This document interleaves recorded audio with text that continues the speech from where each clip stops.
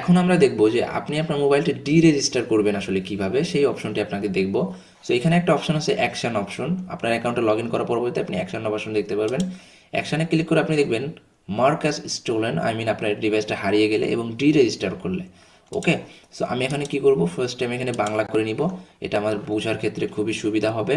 So আমি এখান থেকে যে কোনো একটা আইএমই নাম্বার দেখতেছি, যে আসলে যে কোনো একটা আইএমই নাম্বার এখানে নিব। এই দেখেন, এটা কিন্তু 2022 সালে আসলে রেজিস্টার হয়ে আছে। আই ডোন্ট নো এটা আসলে কোন মোবাইল।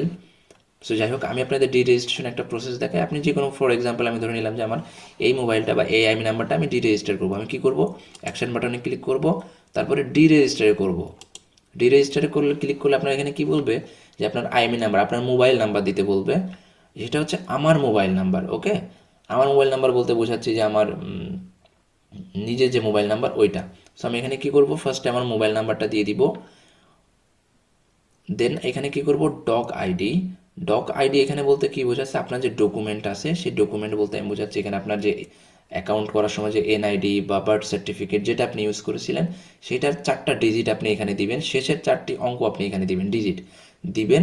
এবং পরবর্তীতে মোবাইল নাম্বার, মানে আপনি এটা যার কাছে হ্যান্ড ওভার করতেছেন মোবাইলটা বা যার কাছে বিক্রি করতেছেন সেই ব্যক্তির মোবাইল নাম্বারটা আপনার এখানে দিতে হবে।